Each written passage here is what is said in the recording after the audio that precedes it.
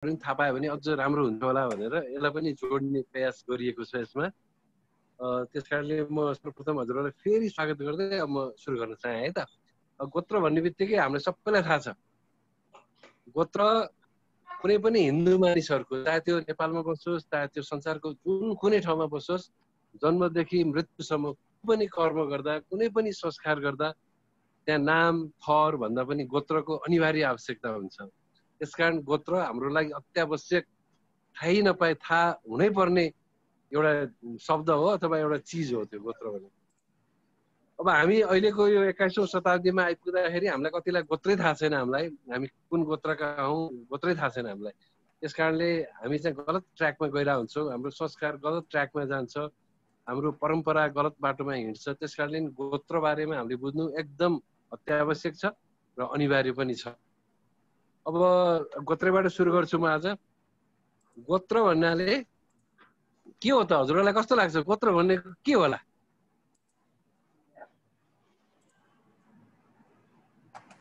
कृपया सबैजनाले प्रतिक्रिया जनाउनको लागि माइक अनम्युट गरेर प्रतिक्रिया जनाइदिनुहोस् ल।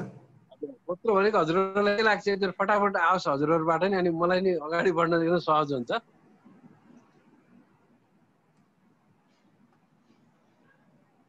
गोत्र भनेको मबाट आवाज आएछ? हजुर हजुर, मेरो बुझाइमा हामीले सप्त ऋषि भनेर 7वटा ऋषिलाई चाहिँ सम्झिन्छौँ। यिनै 7वटा ऋषिको ऋषिबाट चाहिँ सन्तानहरू हौँ भन्ने कुरा मैले त्यसरी र 7वटा ऋषि मात्रै नभएर ऋषिको छोरा, उसको चाहिँ छोराबाट छोरा नातिसम्मको बाट लिएको केही धेरै गोत्रहरू छन् हाम्रो नेपालमा, या चाहिँ हिन्दू सनातन धर्मभित्र। त्यसैलाई फलो गरेर उनै सप्त ऋषिको सन्तान हो र 7वटा ऋषिहरूको सन्तान हो भनेर हामीले त्यसरी बुझ्दछु मैले है। मेरो बुझाइ त्यो हो। हस्, धन्यवाद। एकदम हजुरलाई धेरै धेरै धन्यवाद। हजुर पनि त्यही हो, वास्तवमा त्यही हो। गोत्र भनेकै सप्त ऋषिबाट स्टार्ट भएको हो। हामी सबै यो हिन्दू धर्म मान्ने सबै जातका जुनसुकै थरका भए पनि मूल खोजेर जाने भने त्यही सप्त ऋषि मध्ये एउटा ऋषिमा पुग्नु पर्ने हुन्छ भन्ने कुरो एकदम सत्य कुरो हजुरले बताइबक्स्यो। त्यसैले हजुरलाई फेरि पनि धन्यवाद। अन्तबाट के आउँछ गोत्र भनेको के हो बारेमा? नभए मैले भन्नुपर्ने हुन्छ। अब आएन भने म भनौँ? म सुरु गरेँ। गोत्र भनेको हाम्रो मूल हो अथवा हाम्रो वंश हो अथवा हाम्रो मूल पत्ता लगाउने एउटा प्रमुख आधार पनि हो। हाम्रो कुल पनि हो, हाम्रो वंश पनि हो र हाम्रो मूल पनि हो। यी तीनै चिजको पहिचान चाहिँ गोत्र हो। र गोत्र भनेको एउटा यस्तो चिन्ह हो जसले हाम्रो बुवा जिब्वा भन्दा माथि माथि माथि परपितामह भन्दा नि माथि आदि मानव आदि पुर्खालाई चिन्ने एउटा सानो गोरेटो पनि हो यो गोत्र भनेको। अब यो कहिलेदेखि चल्यो भन्दाखेरि अब नेपालको उसमा चाहिँ यो 12औं 13औं शताब्दीदेखि मात्र गोत्र चाहिँ सुरुवात भएको पाइन्छ। नेपालमा पाएका विभिन्न किताबहरूमा चाहिँ पाइन्छ। तर हिन्दू धर्म मान्नेहरूमा चाहिँ यो हजार वर्ष पहिलादेखि यो गोत्रको चलन सुरु भएको भनेर मानिन्छ। अब हामी यो आज चाहिँ पुरानो हजार वर्ष अगाडि कसरी चल्यो भनेदेखि नेपालमा नि कसरी चल्यो भन्नेसम्म आइपुग्छौँ, बिस्तारै आउँछौँ। अब त्यो गोत्र कुल मूल वंश भन्ने तीनटै शब्द यहाँ गोत्रमा आउँछ। त्यसकारण हामीले कुल मूल र वंश बारे थाहा पाउनु पर्ने हुन्छ। सबभन्दा पहिला हामी कुलमा जान्छौँ। हामी कुल भन्ने बित्तिकै हामीले के सोच्नु पर्ने हुन्छ राजा महारानीहरू? हजुरबाट आओस् एक दुईटा कुराहरू। कुल भन्ने बित्तिकै हामी के बुझ्छौँ त? कुल भन्ने बित्तिकै हामीले के बुझ्छौँ राजा महारानीहरू? हाम्रो पुर्खा पितृ। हजुर हजुर ठिक छ। हैन र राजा? एकदम एकदम। कुल भनेको वास्तवमा हामीले अहिले कुल पूजा अथवा कुलायन भन्छौँ नि, त्यो हो कुल भनेको चाहिँ। अझ हाम्रो हिजोका हामी कुलायन पूजा भन्छौँ है। हजुर हजुर। हिजोका हाम्रा परापूर्वकालका हाम्रा पिता पुर्खाहरूले एकदम आदिम युगदेखि एउटा ईश्वरीय शक्ति अथवा एउटा ऊर्जा शक्ति प्रकृतिको एउटा पावरलाई आराधना गरेर अथवा आराधना गरेर जुन मान्ने परम्परा चल्यो त्यो परम्परालाई उहाँ पछिका हामी सन्ततिहरू हामीसम्म आइपुग्दा त्यसैलाई हामीले कन्टिन्यू फलो गर्दै गर्दै गयौँ र अहिलेसम्म मान्दै आइरहेका पनि छौँ। त्यही नै हाम्रो कुल हो अथवा कुलायन हो। बुझ्यो? कुलको बुझ्यो? हजुर बुझ्यौँ। हामीले सनातन कालदेखि हाम्रा परापूर्वका हाम्रा परपुर्खाले जुन एउटा शक्तिलाई मानिबक्सन्थ्यो, जुन एउटा ईश्वरीय पावरलाई चाहिँ आराधना गरिबक्सन्थ्यो, त्यही पावरलाई अहिलेसम्म हामी एउटा नियम सङ्गत किसिमले एउटा विशेष दिनमा हामी आराधना गर्छौँ, पुज्छौँ। त्यो नै हाम्रो सबैको कुल हो भनेर यसरी बुझ्दा हुन्छ। अब हामी कुलबाट जान्छौँ, मूलमा जान्छौँ। अब कुल र मूल लगभग उस्तै उस्तै हो। कुल चाहिँ एउटा ईश्वरीय शक्तिलाई हामीले मानेर अहिलेसम्म चलाउँदै आयौँ।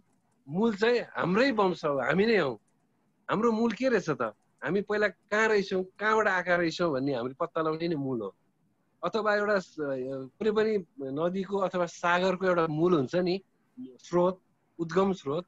त्यो स्रोत मूल भए जस्तै हामी सम्पूर्ण मानवहरूको अथवा विभिन्न जातिहरूमा अहिले वर्गीकरण भएको छौँ, मानवहरूलाई वर्गीकरण गरिएको छ। ती प्रत्येक जात अथवा थरहरूको एउटा उद्गम स्रोतलाई मूल भन्ने गरिन्छ। त्यो मूल नै वास्तवमा कसरी बुझौँ भन्दाखेरि यसलाई एउटा रुखको जरा चाहिँ त्यो मूल हो। जराबाट रुख उम्रिएर विभिन्न हाँगा फैलिन्छ। त्यो चाहिँ विभिन्न गोत्रहरू हुन् अथवा जातहरू हुन् अथवा थरहरू हुन्। यसरी बुझ्दा पनि हुन्छ। मूल जरा हो। अब जुन जरालाई धेरै मलजल गरिन्छ, राम्रोसँग हुर्काइन्छ, त्यो जरा राम्रो हुन्छ, जरा गहिरो हुन्छ, त्यसले धेरै हाँगाहरू फैलाउँछ, राम्रो हुन्छ भन्ने मान्यता छ। त्यस कारणले जरा चाहिँ मूल भएको अथवा वंश भएको हुनाले जुन वंश, जुन मूल चाहिँ राम्रो छ त्यसका शाखा सन्तानहरू राम्रोसँग फैलेको उदाहरणहरू पनि हामीले देख्न सक्छौँ। अब कुल र मूल त हामीले बुझ्यौँ होइन? हजुर बुझ्यौँ? नबुझ्या भए भन्छु है। बुझ्यो बुझ्यो होइन बुझेछौँ बुझेछौँ हामीले, मैले बुझेछु है। हस् हस् हस् धन्यवाद। कुल र मूल भनेपछि हामीले बुझेपछि अब यो कुल अथवा मूल यी दुवैको स्रोत भनेको गोत्र हो। त्यो जरालाई हामीले जुन मूल भनेका थियौँ त्यो मूलको अझ मूल नै के भनिन्छ त? त्यसलाई गोत्र भनिन्छ। अथवा मूल भनेको वंश हो, वंशको सुरुवात नै गोत्र हो भनेर पनि भनिएको छ। यसरी हामीले गोत्रलाई हाम्रो परापूर्व कालमा हामी जहाँबाट हाम्रो उद्गम भयो, हामी उत्पत्ति भयो, हाम्रो सुरुवात भयो, हाम्रो पुर्खाहरू सुरुवात भए, जन्मे, हुर्के, त्यो नै गोत्र रहेछ भनेर यसरी बुझ्नुपर्ने हुन्छ। यहाँसम्म क्लियर छ राजा महारानीहरू? हजुर एकदम। हजुर। अब हामी सप्तऋषितिर जान्छौँ। सप्तऋषितिर जान्छौँ। अब गोत्रको सप्तऋषिमा कन्भर्ट भयो।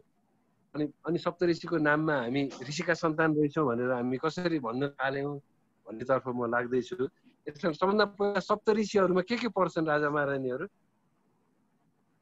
आज्ञा होस् त, मर्जी होस्। मर्जी होस्। एक दुईवटा सातवटा ऋषिको नाम त 7 जनाबाट आउनु पर्यो नि त। हजुर मेरो सुरुवातमा भारद्वाज, ऋषि भारद्वाजको सन्तान म चाहिँ भारद्वाज गोत्रमा पर्छु। हजुर हजुर भारद्वाज, ल ठिक छ। अर्को भारद्वाज, अर्को कश्यप। कश्यप दुईटा भयो। अर्को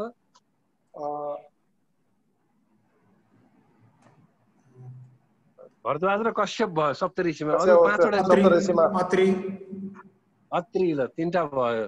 अरु आओस्। जमदग्नि भन्ने पनि छ कि क्या हो? यो चाहिँ एकदम गेस मात्रै गरे हो। 4 भयो। अर्को गौतम पनि पर्छ। गौतम 5 भयो। 5 भयो। गौतम ऋषि। दुईटा बाँकी छ। कौशिला गोत्र। कौशिला सप्तऋषिमा पर्दैन महारानी? पर्दैन त्यो चाहिँ? कौशिक सप्तऋषिमा उसको छोरा। हजुर। अब बाँकी रहेको दुईटा चाहिँ मै भनिदिउँ राजा महारानीहरू। हुन्छ छिटो गरौँ। हजुर विश्वामित्र र अत्रि। विश्वामित्र अत्रि। हजुर विश्वामित्र। अब यी सप्तऋषिहरूले चाहिँ आफ्ना वंशजहरू आफूभन्दा तलका सन्ततिहरूलाई एउटा चिनो स्वरूप एउटा पहिचान स्वरूप चाहिँ आफ्नो नाम दिएको हुनाले गोत्र परम्परा चल्यो भन्ने हिन्दू जनमानसमा व्याप्त छ। यसैलाई हामीले फलो गरिरहेका छौँ। र पछि गएर त्यो सप्तऋषि बाहेक अगस्त्य भन्ने ऋषिले पनि सप्तऋषिले जस्तै आफ्नो सन्तानहरूलाई आफ्नो वंश परम्परामा आफ्नै नाम दिएर एउटा गोत्रको रूपमा परिणत गरेकोले यी सप्तऋषि प्लस अगस्त्य ऋषिलाई पनि समेटेर यी 8 जनाबाट सुरु भएका शाखा सन्तान नै अहिले हिन्दू जगतका विश्वभरिका सबै शाखा सन्तान हुन् भनेर मानिन्छ। यहाँसम्म बुझिन्छ है? हजुर। अब यो 8वटा गोत्र मात्र त छैन। हामीले सुने त विभिन्न अरू धेरै गोत्रहरू सुनेका छौँ नि त। हामीले अरू नौला गोत्र पनि सुनेका छौँ। अहिले त अब धेरै गोत्र नामै थाहा नभएको पनि सुन्न आउँछ। अब यी गोत्रहरू कसरी बने भनेर पनि थाहा पाउनु पर्ने हुन्छ। अब कसरी बन्यो होला जस्तो लाग्छ हजुरहरूलाई यी 8वटा गोत्र बाहेक अरू गोत्रहरू? यी 8वटा ऋषिको छुबाट पनि लिएको छ, त्यही भएर त्यो बढ्दै गएको छ। छोरा नातिबाट लिएको छ, उहाँको वंशको नामबाट पनि लिएको हुनाले धेरै भएको छ भन्ने मैले त्यसरी बुझेको छु। हजुर हुमराज धन्यवाद हजुरलाई। एउटा कारण त्यो पनि हो। अरू थुप्रै कारण छन् गोत्र बढ्नुमा।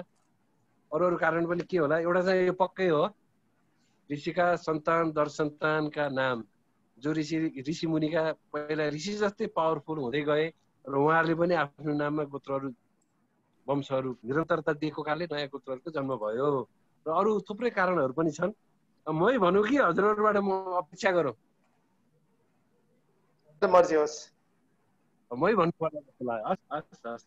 एउटा त भइहाल्यो हुमराजले मर्जी भए जस्तै यो 8वटा ऋषिहरूबाटै सुरु भयो, अथवा उहाँका सन्तान दर सन्तानबाट पनि नयाँ गोत्रहरू उत्पत्ति भयो। अर्को पहिला गुरुकुलमा अध्ययन गर्ने चलन थियो।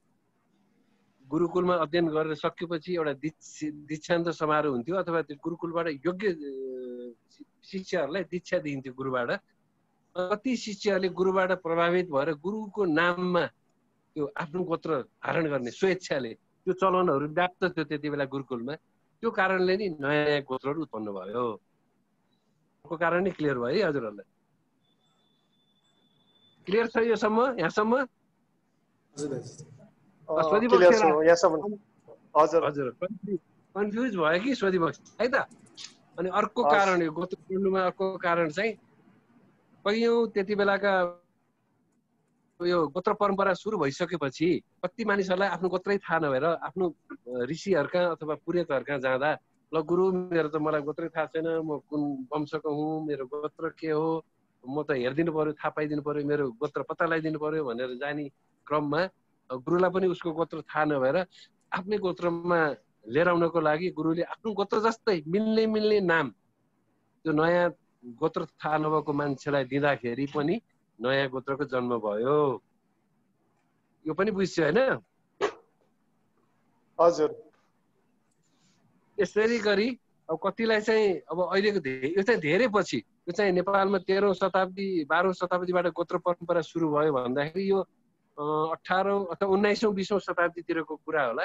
नेपालमा धेरै जातहरू बन्ने क्रममा नयाँ जातहरू जसरी बन्दै गयो, नयाँ थरहरू जसरी बन्दै गयो, ती थरहरूको पनि गोत्र नहुँदाखेरि, तिनीहरूलाई पनि मार्ग निर्देशन गर्ने ऋषि अथवा पुरोहित नहुँदाखेरि ती थरका मानिसहरूले त्यो थरलाई नै गोत्र भनेर सुरुवात गरे। त्यस कारणले गोत्रको संख्या बढ्यो। यो 4वटा कारणले गोत्रको संख्या बढेको छ। बुझ्यो है यहाँसम्म?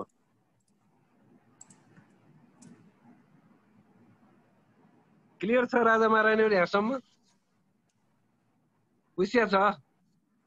एकदम क्लियरली बुझिसकेको छ। त्यही भएर मैले सुने बुझ्दैछ, हामीले बुझिरहेको छु मैले। हजुर।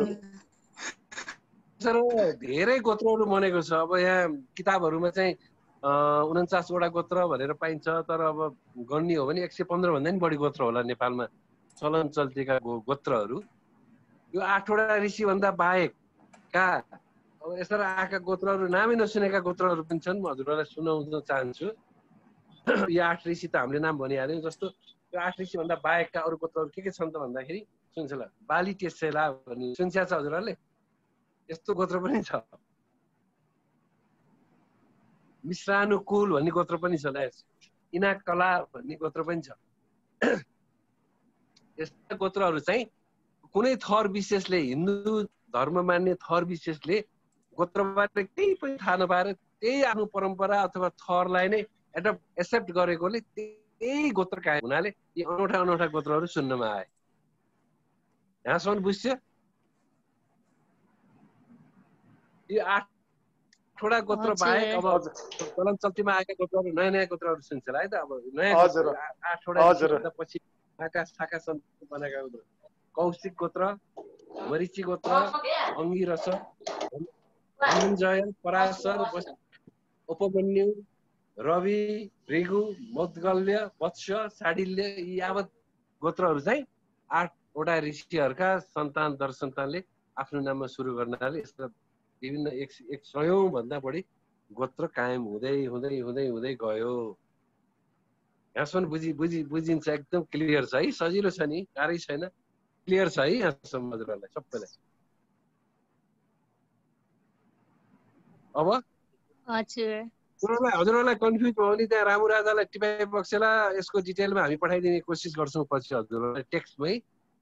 हजुरहरूले अहिले सुन्ने मात्रै कोसिस गर्छौँ है त। अब हामी ठकुरीतिर लाग्छौँ। म पनि समावेश भएँ, तर अलिक ढिलै उपस्थित भएँ केही कारणले। सबैलाई दर्शन छ, सुन्दैछु। हजुर दर्शन दर्शन। अब हामी ठकुरीतिर लाग्नुभन्दा अगाडि एकचोटि हामी टोटेम भनिरहेछौँ। ब्यानरमा पनि टोटेमको कुराहरू गरिरहेछौँ। अब टोटेम भनेको चाहिँ कतिलाई थाहा छ हजुरहरूलाई? के होला टोटेम भनेको? थाहा पाए अलिकति जानकारी दिइबक्सेला, म त्यहीँबाट उठान गर्छु। थाहा छैन हजुर, थाहा छैन भन्छु हजुर। टोटम है, टोटम भनेको हाम्रो अध्यक्ष राजा आइबक्सेन छ आज, उहाँलाई सोध्नुपर्ने थियो टोटमको बारेमा। टोटेम आइसेन है? हुन्थ्यो होला, अब यो टोटेम अलिक धेरै थाहा नहोला। ल ठिक छ, म सुरु गरेँ है त, टोटेमबाटै सुरु गर्छु। हामीले अघि नै 8वटा ऋषिका कुरा गर्यौँ। यी 8वटा ऋषिहरूले आफ्नो नामबाट गोत्रहरू चलाउनु भन्दा अगाडि पनि यो 8वटा ऋषिहरू बुवा हजुरबुवा पनि पक्कै थिए होला, नहुने त कुरै भएन। बुवा हजुरबुवा नभइकन त त्यो ऋषिहरू जन्मिने कुरै भएन। बुवा हजुरबुवा भन्दा नि अगाडि, अझ धेरै अगाडि पनि मान्छे थिए होलान्, पक्कै थिए, नहुने त कुरै भएन। र त्यति बेला यो अहिले यो उहाँहरूले चाहिँ गोत्र चलाउनुभन्दा अगाडि कस्तो सिस्टमको चलन थियो होला त्यति बेलाको मानव मान्छेहरूमा भन्ने कुरो कसैले कल्पना गर्न सक्दैन होला। हामीले किनकि मेटेरियल्स पनि के पाइएको छैन त्यति बेला। अब त्यो बिचको त्यो जुन त्यो 8वटा ऋषिहरूको नाम हामीले जति भनिरहेको छौँ त्योभन्दा अगाडिका धेरै अगाडिका पुर्खाहरूको जुन सामाजिक परम्परा नै वास्तवमा टोटेम हो, यसरी बुझौँ है। यो शब्द कसरी सुरु भयो भन्दाखेरि योभन्दा धेरै अगाडि जुन अब पुरातत्वविदहरूले जुन मान्छेको उत्पत्ति पत्ता लगाए, पुरातत्वविदले कसरी पत्ता लगाए मान्छे भन्दाखेरि मान्छेहरू पहिला त्यो पाषाण युग, ढुङ्गे युगमा थिए। ढुङ्गाहरू प्रयोग गर्थे, 4 हात खुट्टा टेकेर हिँड्थे, जङ्गली युगमा थिए। बिस्तारै बिस्तारै खुट्टाले टेकेर हिँड्न हात स्वतन्त्र भयो, उभिन सक्ने भए। अनि त्यसपछि हात स्वतन्त्र हुने बित्तिकै शक्ति आयो, त्यसपछि डेभलप हुँदै हुँदै अहिलेको मानवको विकास भएको भनेर पुरातत्व शास्त्रले प्रमाणित गरिदिइसकेको छ। पुरातत्वले प्रमाणित गरेको जुन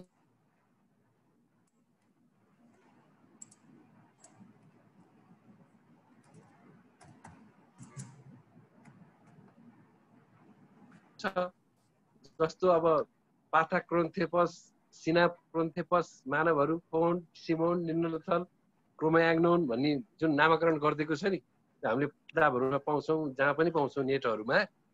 क्रोमाग्नोन भन्ने एउटा जातिलाई एउटा मान्छेको जाति भनेर नामाकरण गरिदिएको थियो पुरातत्वविदहरूले। त्यो क्रोमाग्नोन जातिमा एउटा होमोसिपियन्स भन्ने एउटा मानव फेला पर्यो त्यति बेला। त्यो लाखौँ वर्ष अगाडिको कुरो हो। त्यो होमोसेपियन्स भन्ने एउटा यस्तो मानव समूह फेला पर्यो, त्यो अहिलेको मानव जत्तिकै बुद्धिमान थियो। त्यो होमोसेपियन्स भन्ने त्यो मान्छे त्यति बेलाको हाम्रो आदि पुर्खा भनौँ न, त्यो त्यति डेभलप थियो। त्यो जुन होमोसेपियन्स आयो, अब डेभलप भयो। त्यो रामापितृका हुँदै हुँदै हुँदै हुँदै हजारौं वर्ष पहिले जङ्गली युगबाट बर्बर युगबाट सिभिलाइज युगमा आयो। सिभिलाइजबाट यो जुन वैदिक युगमा जुन 8वटा ऋषिहरूको जुन हामीले नाम लिइरहेको थियौँ, त्यो बेलासम्म आइपुग्नेको एउटा यात्रा छ। यिनीहरूको सामाजिक यात्रा, आर्थिक यात्रा, जीवनयापन गर्ने यात्रा, यी सबै यात्राहरूको समष्टिगत रूप नै टोटेम हो। बुझ्या छ यहाँसम्म? आवाजै आएन हजुरलाई? कस्तो रमाइलो लागेन हजुर? खास म दोहोऱ्याइदिन्छु यसलाई। यो होमोसिपियन्स भन्ने यस्तो जाति थियो, त्यो जाति डेभलप हुने क्रममा जङ्गली युगबाट बर्बर हुँदै सिभिलाइज युग हुँदै यो हामीले 8वटा ऋषि अथवा सप्त ऋषिको नाम ल्याएको थियौँ। त्यो सप्त ऋषिको लेभलसम्म आइपुग्नेको अवस्थाको सामाजिक अवस्था, आर्थिक अवस्था, बसाइ सर्ने क्रम थियो, त्यति बेलाको जुन एउटा कल्चरल ऊ थियो, सबैको अवस्था नै टोटेम हो कि।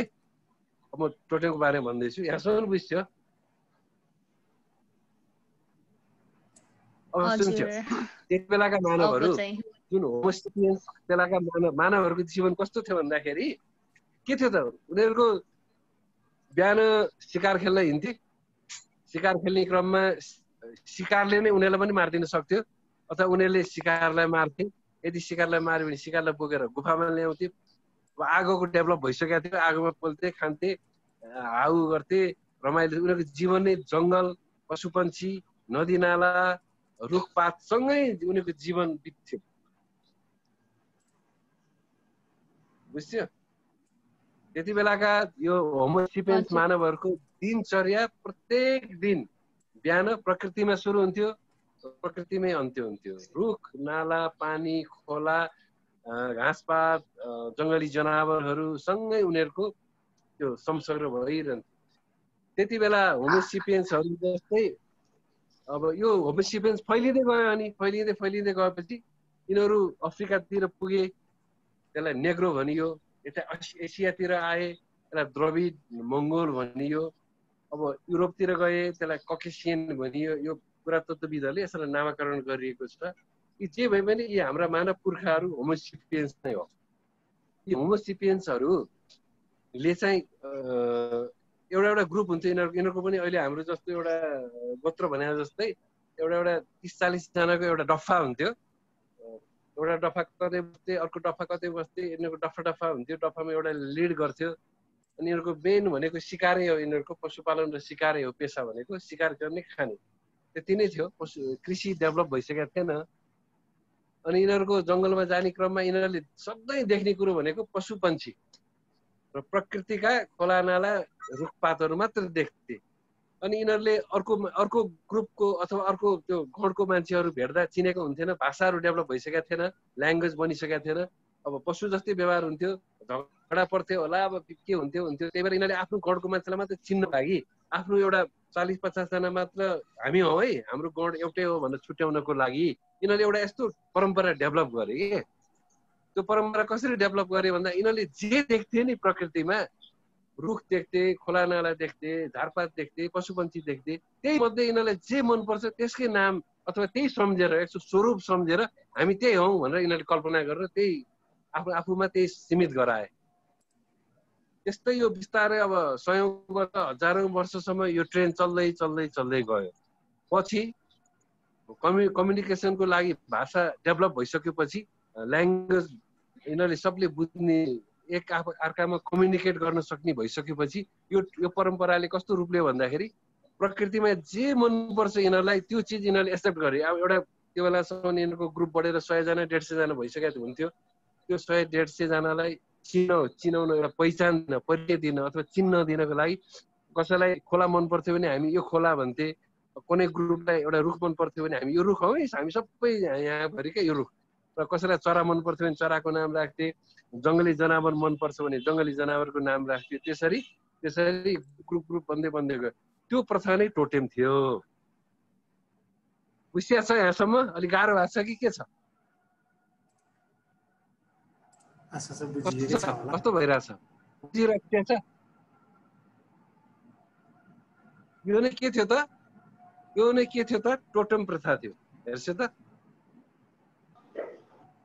अलिकति त बुझ्यो नि टोटम भने के रहेछ हजुर अलिकति बुझ्यो होइन तर प्रश्न रूपमा चाहिँ नि यसलाई अलिकति उजो हेर्नै पर्ने रहेछ यसरी भन्दा बित्तिकै आज अलिकति भनेको बुझिन्छ फेरि त्यो भुल्दै गयो रहेछ के ठिक छ ल अब यसलाई अलिकति छुट्याएर भन्छु म यसलाई लामो जाँदाखेरि हजुरलाई कन्फ्युज भयो प्रकृतिमा ल एकचोटि अनम्युट गरिदिनु भएको छ सबैजनाले प्रकृतिमा देखिने जुनसुकै चराचुरुङ्गी होस् अथवा जुनसुकै जनावरहरू होस् अथवा खोला नाला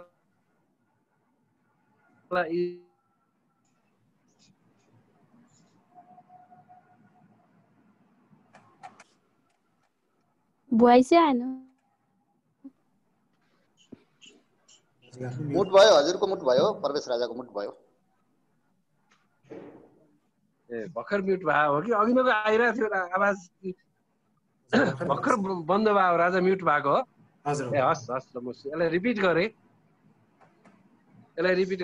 यो प्रकृतिमा देखिने चराचुरुङ्गी होस् अथवा जनावरहरू होस् अथवा प्रकृतिका जुनसुकै चिजहरू होस् मन परेर त्यति बेलाको मान्छेहरूले अँगाले आफ्नो ग्रुपलाई एउटा नामाकरण गर्न अँगाले त्यो अँगाल्ने प्रथा नै टोटेम थियो यिनै टोटेमको आधारमा अहिले संसारभरि एउटा पहिचानको एउटा डेभलप भएको छ पहिचान आफ्नो जातिहरू चिनिने एउटा पहिचान सुरु गर्ने नै आधार नै टोटेम हो जस्तै हाम्रो हिन्दू धर्मावलम्बीहरूको चिनिने आधार भनेर गोत्र भन्यौँ हामीले त्यो गोत्रको ओरिजिन पनि यही टोटेम प्रथाबाट सुरु भएको थियो अब बुझ्यो गोत्र कहाँबाट सुरु भएको रहेछ भन्दा टोटेमबाट सुरु भएको रहेछ जुन आदि पुर्खाहरूले प्रकृतिको देखेको भरमा एउटा नाम राखेबाट सुरु भएकोलाई हाम्रा ऋषिमुनिहरूले यही सप्त ऋषिहरूले त्यसलाई गोत्रमा तारे विकास गर्दै लग्यो आज यो अवस्थामा आइपुगेको छ जस्तो त्यति बेला टोटेममा कस्तो हुन्थ्यो भन्दाखेरि अब वैदिक युग सुरु भएपछि संस्कृत भाषा सुरु भइसकेको थियो ऋषिहरूको पालामा संस्कृत भाषा सुरु भइसकेको थियो यसलाई लिपिबद्ध गर्ने क्रममा ऋषिमुनिहरूले यसलाई संस्कृत भाषामै लिपिबद्ध गरेकोले धेरै संस्कृत भाषामा छ तर त्यति बेला यो होमोसिपियन्स मानवहरूले गोत्रहरू अथवा टोटेमहरूबाट आफ्नो गणमा नाम राख्दाखेरि त्यो संस्कृत भाषा त पक्कै थिएन त्यति बेला उनीहरूले कुनै इसाराबाट बोल्थ्यो होलान् अथवा एउटा रुखलाई एउटा के नामाकरण गर्थ्यो होलान् अथवा एउटा बाघलाई अथवा कुकुरलाई के नामाकरण गर्थ्यो होलान् त्यही चाहिँ टोटेमको रूपमा उनीहरूले राखेका थिए त्यसलाई मोडिफाई गर्दै सप्तऋषिहरूले त्यसलाई नामाकरण गर्दै अहिले गोत्रको रूपमा विकास भएको हो अब त्यति बेला टोटेमहरूले कसरी राखेका थिए भन्दाखेरि सुन्छु है उनीहरूले एउटा गाईको बाच्छो देख्यो भने त्यसलाई बाच्छो हामी एउटा बाच्छो ग्रुप भनेर भन्थे त्यसलाई ऋषिहरूले वत्स भनिदिए पछि अनि आखिरमा वत्स भन्ने एउटा गोत्रै परिणत अहिले वत्स भन्ने गोत्रै छ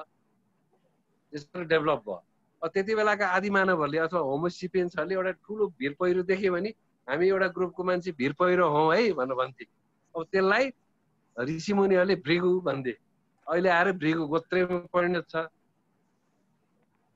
अब त्यति बेला मुसा देख्थ्यो होला नि त्यति बेलाका आदि मानवहरूले मुसा हामी चाहिँ सबै मुसा समूह है अथवा मुसा गण हौँ है भनेर मुसा भनेर आफ्नो गणको नाम मुसा राखे तर अब सप्तऋषिहरूले के राख्थ्यो त मुसिक भनेर नाम राख्थे संस्कृत भाषामा मुसिक पनि एउटा टोटेम अथवा गोत्रमा परिणत हुन थाल्यो अब त्यस्तै अब सर्प भनेर त्यति बेलाका मान्छेले राख्थ्यो भने ऋषिमुनिहरूले अजिर्गत भन्न थाले सर्पलाई अब कुकुर भनेर उनीहरूले राखे टोटेमहरूले भने ऋषिहरूले के राखे शर्मा भनेर राखे संस्कृत भाषामा अनि टोटेमहरूले अथवा त्यति बेलाका आदि मानवहरूले भालु देखाएको थिए भालु भनेर राखे तर संस्कृत ऋषिमुनिहरूले त्यसलाई ऋक्ष भनेर राख्थे अनि अब आदि मानवहरूले बाँदर देखाएको थियो हामी बाँदर समूह हौँ भनेर राखे ऋषिमुनिहरूले त्यसलाई कपी भनेर राख्थे अनि कछुवा देखाएको थिए उनीहरूले आदि मानवहरूले ऋषिमुनिहरूले कश्यप भनेर राख्थे आदि मानवहरूले चराहरू देखाएको थिए भद्राई चरा देखाएको थिए भद्राई भनेर राखे ऋषिमुनिहरूले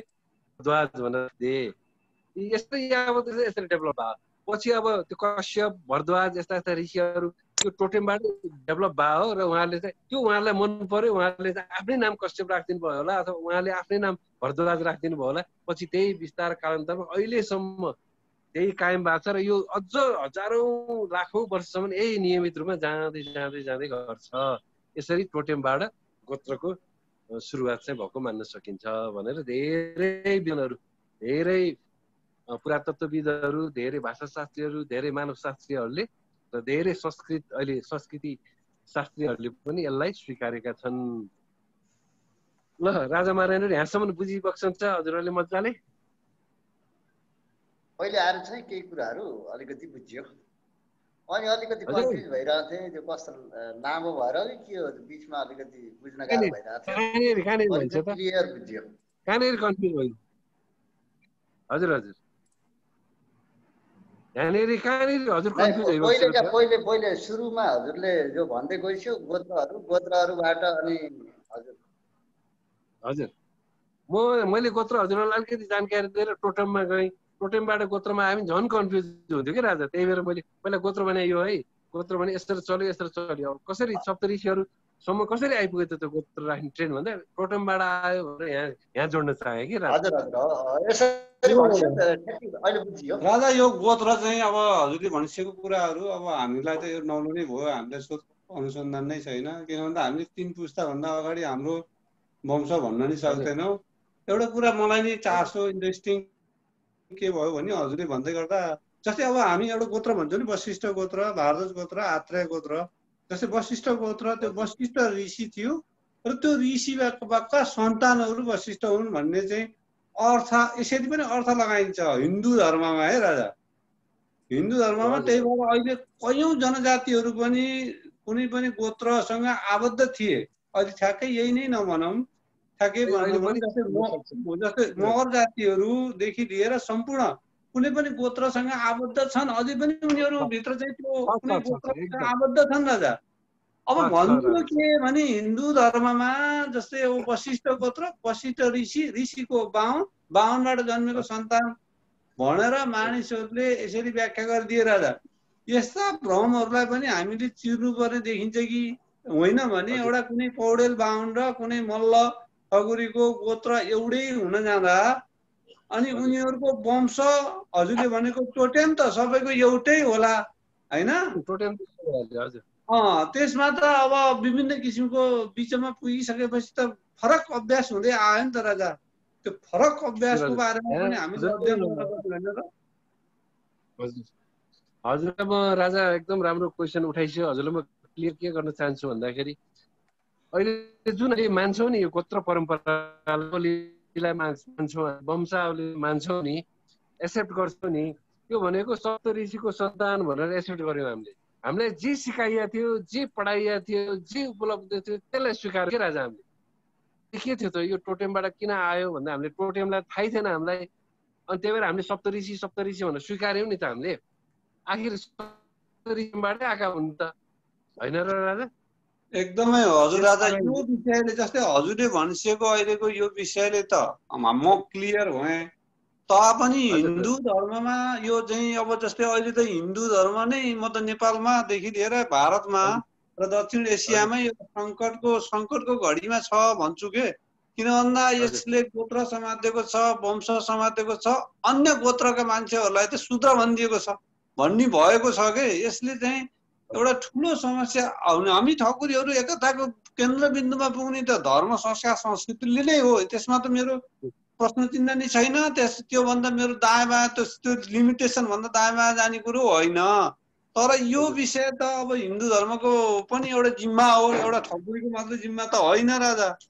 यसमा हामीले अलिकति अझै एकदमै मिहिन अध्ययन गर्नुपर्ने देखियो राजा। अझै सबै सम्भव पनि हुने भएन एउटा जुम मिटिङमा 1 घण्टाको सबैमा सम्भव पनि छैन। मेन चाहिँ हामीले जान्नुपर्ने बुझ्नुपर्ने दुईटा कुरा छ राजा। एउटा धार्मिक मान्यतामा हामी कसरी बुझ्छौँ भन्दाखेरि यो संसारको जति मान्छेहरू सृष्टि भए भगवान ब्रह्माले गर्नुभयो भनेर हामी पढ्यौँ, बुझ्यौँ, हामीले त्यसलाई स्वीकार्यौँ।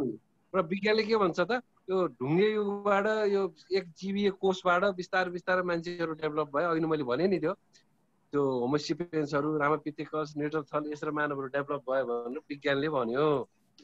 दुईटालाई मर्ज गरेर अध्ययन गर्नुपर्ने हुन्छ राजा। यहाँनिर यो गोत्र अथवा वंशको कुरा गर्दा यो दुईटालाई मर्ज गरेर भने बायस हुन्छ क्या कुरा। धर्मलाई मात्र लियो भने पनि बायस हुन्छ, विज्ञानलाई मात्र लियो भने। अब यस्तो छ कि म अचम्म पर्छु कि हामी अब मैले कुरा गरेँ, मैले परिचय दिँदाखेरि त्यो अब कतिपय कुराहरू हाम्रो बुवा मुवा अथवा जिजु अलिक टाठो होइसिन्थ्यो, उहाँहरूले हाम्रो यो गोत्र हो भनिदिइसकेको भएर हामीले त्यही गोत्र हो भनेका छौँ। अलिअलि अब अन्य दाजुभाइ वंश गोत्रको पनि त्यो केलाउँदा त्यही देखिन्छ। अब कतिपय त यसै बसाइ सरेर जानेहरूमा त अब अहिले पो चासो राखिएको छ। कतिपयलाई त यो गोत्र वंश भन्ने कुरै थाहा छैन कि राजा। हामी ठकुरीहरूमै म कुन वंशको रहेछु कुन जातको रहेछु भनेर अहिले सोधखोज अब सामाजिक सञ्जालहरूमा सोध्ने क्रम त छ नै। अब कतिपय त अब यो चासो राख्नेलाई पो यो छ, चासो नराख्नेहरू त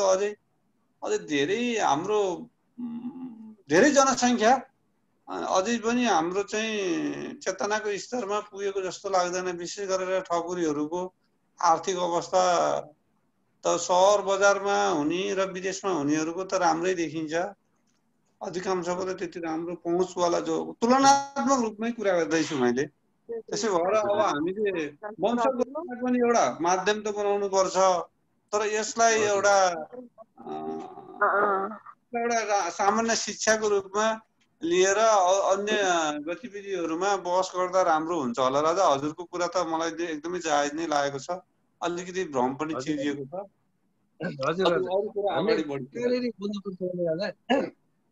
यो हाम्रो जुन हिन्दू धर्म कहिले सुरु भयो भन्दाखेरि अथर्ववेद काल अथवा उत्तर वैदिक सभ्यताबाट बल्ल हिन्दुइजमको डेभलप भयो।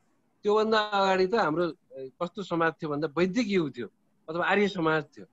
आर्य समाजमा हिन्दू धर्म भन्ने नै थिएन त्यति बेला।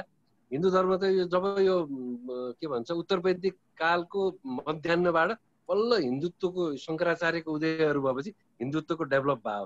त्योभन्दा अगाडि त वैदिक युग थियो। वैदिक युगमा त्यति बेला यो जति हामीले अहिले आर्य भन्छौँ, अरूलाई द्रविड अनार्य भन्छौँ, त्यो उनीहरूलाई चाहिँ आर्यनहरूले आफूलाई देवता भन्थे, अरूलाई राक्षस भन्थे अथवा दानव भन्थे। त्यो एउटा जुन दानव र राक्षसको जुन एउटा सङ्घर्ष थियो, त्यो सङ्घर्षको कथाहरू त हामीले पढ्न पाउँछौँ नि धेरै ठाउँमा त्यो सभ्यतामा। त्यहाँनिर हामीले महत्त्वपूर्ण कुरो बुझ्नुपर्ने कस्तो छ भने जसलाई हामीले आर्य भनेर अहिले धर्म भनेर स्वीकारेका छौँ, एडप्ट गरेका छौँ, मजाले त्यसलाई अँगालेका छौँ, त्यहाँनिर त्यो हाम्रा पुर्खाहरूले अथवा देवता भनिनेहरूले अथवा आर्य भनिनेहरूले त्यो अनार्य भनिने अथवा दानव भनिनेबाट धेरै कुराहरू लिएको छ कि त्यो मतलब सिकेको छ, त्यो कल्चरबाट एड गरेर लिएको छ। त्यसलाई पनि अहिले हाम्रो समाजमा एडप्ट हुँदै हुँदै हुँदै आर्यकृत भएको छ अथवा देवत्वकरण गरिएको छ क्या। तर देवत्वकरण गर्ने क्रममा जसले यी ग्रन्थहरू धेरै परापूर्वकालदेखि लेख्थ्यो, तर ती कुराहरूलाई छुट्याइयो क्या। जहाँबाट यो ओरिजिन भएको थियो नि, उत्पत्ति भएको थियो नि, ती कुराहरूलाई छुट्याइयो। छुटाउन हुन्थेन भन्ने मेरो मान्यता हो। एकदमै राजा, यो एकदमै जस्तै अब त्यो हिन्दू धर्ममै धेरै परिवर्तनहरू हुनुपर्ने देखिन्छ। जस्तै अब जातलाई नै ब्राह्मण क्षेत्री वैश्य धर्म भनेको कर्मकाण्डी धर्म हो। कर्मकाण्डले गर्दाखेरि वैदिक सनातन परम्परा लोप भयो कि राजा। यो ब्राह्मण क्षेत्री वैश्य शूद्र भनिन्छ नि, अहिले जातीय कुराले नै हामी नजिक भएको हो नि। यो यसको चाहिँ गलत व्याख्या भएको छ है। अब यसलाई चाहिँ यो हिन्दू धर्म भन्दा बाहिरका मान्छेहरूले त गलत व्याख्या गरिदिएको छन् राजा, कति गलत व्याख्या गरिदिएको छन्। त्यसै कारणले गर्दा यसको चाहिँ खास यसको चाहिँ वास्तविक व्याख्या के हो त्यतातिर चाहिँ पनि हामीले चाहिँ सूचित गर्न पर्ने देखिन्छ के कतिपय कुराहरू। यही चारवटै कुरामा हिन्दू धर्म अथर्ववेदबाट स्टार्ट भयो। जति बेला यो हिन्दुत्वले व्यापक यो भारतवर्षमा चाहिँ व्यापकता पाउने बेलामा नै यो ब्राह्मण क्षेत्री वैश्य शूद्रको एउटा जातको परिकल्पना भयो। जात त्यहाँबाट उत्पत्ति भयो। नेपालको उसमा त लगभग कति 13औं 14औं शताब्दीमा भर्खर थरहरू बन्यो, जातहरू बन्यो। अब त्यति बेला हामीले पढ्न पाउँछौँ विभिन्न धार्मिक ग्रन्थमा चाहिँ ब्रह्माको मुखबाट ब्राह्मण, पाखुराबाट क्षेत्री, यस्तो एउटा काल्पनिक कथाहरू मिथहरू जोडेर बनाइएको छ। मिथमै हामी फलो गरिरहेका छौँ। यस्तो चाहिँ अलिकति अथेन्टिक कुराहरू चाहिँ अथवा विज्ञान सम्मत, विज्ञानले मानेका कुराहरू विज्ञानसँग जोडिएको छ नि मानवको उत्पत्ति त। धर्मले चाहिँ ब्रह्माले उत्पत्ति गरे भन्छ, विज्ञानले गर्छ, त्यसलाई मर्ज गरेर हामीले हेर्नुपर्ने हुन्छ। तर रमाइला कुराहरू चाहिँ बिचमा कस्तो छ भन्दा राजा रमाइलो प्रसङ्ग सुनाउँछ है हजुर। सुनाउ ल म रमाइलो प्रसङ्ग सुनाउँछु। अहिले हामी गोत्रको कुरा गर्छौँ, यो गोत्रसँग जोडेर आउने भएर सम्बन्धित भएर मैले यसमा जोड्न चाहेको हुँ। जुन अब यो हाम्रा सप्तऋषिहरूले यो गोत्र सुरु कहिले गरे भन्दाखेरि अथर्ववेदको पालामा, त्यो भनेको उत्तर वैदिक सभ्यता। उत्तर वैदिक सभ्यता भनेको लगभग ईसापूर्व त्यस्तै 5045 वर्ष अगाडिको कुरा होला। त्यति बेला बल्ल यो वर्ष गोत्रहरू स्टार्ट भयो। हाम्रो गणहरूको चाहिँ अथवा हाम्रो दर्शन हाम्रो गणहरूको चाहिँ सबैलाई चाहिँ गोत्र दिने अथवा ठिकै छ राजा, अहिले हजुरको प्रश्न चाहिँ अहिले अन्तिममा लिएर छ, यो चाहिँ पुरुषलाई चल्न दिसेन। हजुर, त्यसपछि चाहिँ त्यो परम्परा डेभलप हुँदै हुँदै आएपछि त्यो डेभलप हुने क्रममा हामीले सप्तऋषिको नाम भनिरहेछौँ, अहिलेदेखि भनिरहेछौँ। महाभारतको आदि पर्वमा एउटा वंशावली पाइन्छ, सायद त्यो हिन्दू धर्ममा पाएको सबभन्दा पुरानो वंशावली हुनुपर्छ, त्यो सबभन्दा प्राचीन वंशावली हुनुपर्छ। त्यो वंशावली अचम्मको छ। त्यसपछिका धेरै पुराणहरू, धेरै उपनिषदहरू र वेदका सामवेद, यजुर्वेदहरूले पनि त्यसलाई नै फलो गरिरहेछ जस्तो लाग्छ मलाई। सानो कुरो हजुरहरूलाई सुनाएर अनि गोत्रसँग म जोड्न चाहन्छु है। त्यो वंशावलीमा के भन्छ भनेदेखि ब्रह्माजीले 6 जना मानस पुत्र जन्माउनु भयो पहिला भन्यो। डिटेलमा यो सबैको नामहरू त छ मसँग छन्, चाहिँ म त्यहाँ उल्लेख गर्न चाहन्न, धेरै हजुरहरूलाई कन्फ्युज हुन्छ। 6 वटा मानस पुत्रमा चाहिँ पहिलो जेठो मानस पुत्र मरीचि र 6औं मानस पुत्र दक्ष प्रजापति भनेर हामी स्वस्थानीमा सुन्छौँ नि, तिनै हुन्, जन्माए भनिन्छ। अनि मरीचिको छोरा कश्यप भन्ने थिए अरे। अनि दक्ष प्रजापतिले चाहिँ छोराछोरी बिरणीबाट धेरै जन्माए उनले। यो ब्रह्माको सृष्टिलाई निरन्तर होइन धेरै छोराछोरी जन्माएपछि धेरै छोराहरू नारदको त्यो प्रवचन सुनेर वैराग्य भएर घरबार छोडेर हिँडे भएर फेरि उनले चाहिँ 27 के अरे कति 50 जना छोरी जन्माए अरे त्यो दक्षले। अनि 50 जना छोरी मध्ये चाहिँ धर्मलाई 10 वटा छोरी दिएछन्। अनि आफ्नै भतिजो कश्यपलाई, जुन मरीचिका छोरा थिए, कश्यपलाई चाहिँ 13 जना छोरी दिएछन्। अनि चन्द्रमालाई 27 वटा छोरी दिएछन्। चन्द्रमाको 27 नक्षत्र हुन्छ भन्ने छ नि, यो खगोलसँगै नि मिलाइएको छ यसलाई। यसरी अब त्यो दक्षका छोरीहरूबाट अब विभिन्न सन्तानहरू जन्मिँदै गए। ती सन्तानहरू जुन यो हाम्रो पुराणहरूमा हजुरले नेटमा गएर हेर्दा पनि हुन्छ, धेरै धेरै धेरै आउँछ। अब यहाँनिर सबभन्दा बुझ्नुपर्ने, मनन गर्नुपर्ने, स्मरण गर्नुपर्ने, सम्झिनुपर्ने कुरा के हो भन्दाखेरि मरीचिका छोरा कश्यप, अनि कश्यपले आफ्नै कान्छो बाउ दक्षको छोरीलाई विवाह गरे। यहाँनिर मनन गर्नुपर्ने कुरो हो। हाडनाता विवाह गरे भनौँ न, अहिलेको भाषामा विवाह गरे। अथवा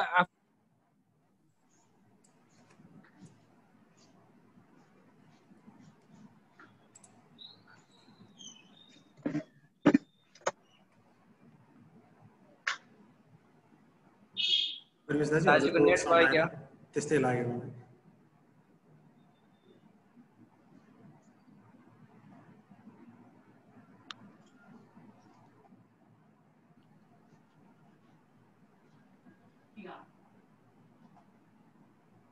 भाइ म बोल्छु। अलि नेट समस्या भयो। आयो राजा? हजुर हजुर आइरहेछ दाजु। मेरो आवाज सुनिरहेछ दाजु। रामु राजा आवाज आइरहेछ? सुनिरहेछ। अघि त के भयो, बिचमा काट्यो है। अब मैले कन्टिन्यू गर्छु। अब यस्तो स्थितिमा अब जुन हाडनाता विवाह भयो, अब यस्तो थियो। अब त्यो कश्यप ऋषि भनेर हामी जुन गोत्रमा आइरहेछ, त्यो मनीषीहरू सबै नाम जुन ब्रह्माका 6 वटा मानस पुत्र भनेर पुल यी विभिन्न नामहरू चाहिँ सबै ऋषिहरूको नाममा आउँछ। उहाँहरूले चाहिँ गोत्र भनेर सेपरेसन, जुन आफू हाम्रा गण है भनेर सेपरेसन गर्ने परम्पराको थालनी नै गल्तीबाट स्टार्ट देख्यो। यो परम्परा धेरै पछिसम्म कायम थियो। तर उहाँहरूले त्यति बेला यो उत्तर वैदिक सभ्यताका यो यही ऋषिमुनि चाहिँ जुन यो ब्रह्माजीले सृष्टि गर्ने क्रममा जति नाम यहाँ भनिएको छ, त्यो उहाँहरूले पनि त्यति बेला यहाँ रैथाने जाति थिए।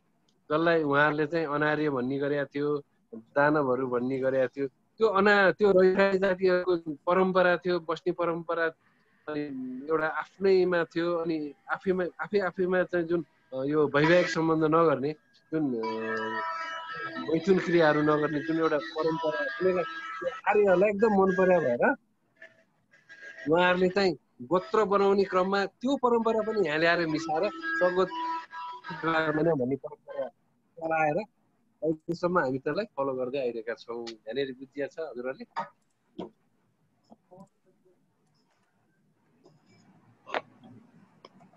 बुझिया छ? सगोत्री विवाह गर्नु हुँदैन भनेर जुन एउटा हामीले भन्छौँ, अब गर्नु पनि हुँदैन। त्यसले त्यो जैविक कारण गर्भ विज्ञानले जीव विज्ञानले पनि एउटै समूहभित्र विवाह गर्यो भने त्यसबाट विभिन्न समस्या आउँछ, जैविक समस्याहरू आउँछ, विभिन्न समस्याहरू आउँछ भन्ने थाहा छ। यो त हिजो त्यो सप्तऋषिहरूले यो त्यति बेलाका रैथाने, यहाँका रैथानेहरूबाट सिकेका कुराहरू कति वैज्ञानिक रहेछ त, त्यतिर पनि यहाँ ध्यान दिएको पाइँदैन। त्यही कुरालाई हामीले अहिले फलो गरेका छौँ। अहिले विज्ञानले त प्रुफै गरिदिइसक्यो, एउटै उबाट एउटै रगतमा एउटै जिनमा बिहे गर्नु हुँदो रहेछ भने प्रुफै गरिदिइसक्यो। त्यही भएर पनि गोत्रको ठुलो महत्त्व छ भन्न खोजिएको हो। भइसक्यो, यसलाई त लामो छ त, यो धेरै टाइम लाग्छ त। के गर्ने रामु राजा? हजुर, यसलाई सर्टकट गरेर टुङ्ग्याइदियो त। हजुर हस्, त्यसपछि फेरि अरू दिनमा पनि कार्यक्रम गर्ने बाटो त राख्नु पर्यो, हजुरहरूसँग भेटघाट गर्ने बाटो त राख्नै परिहाल्यो।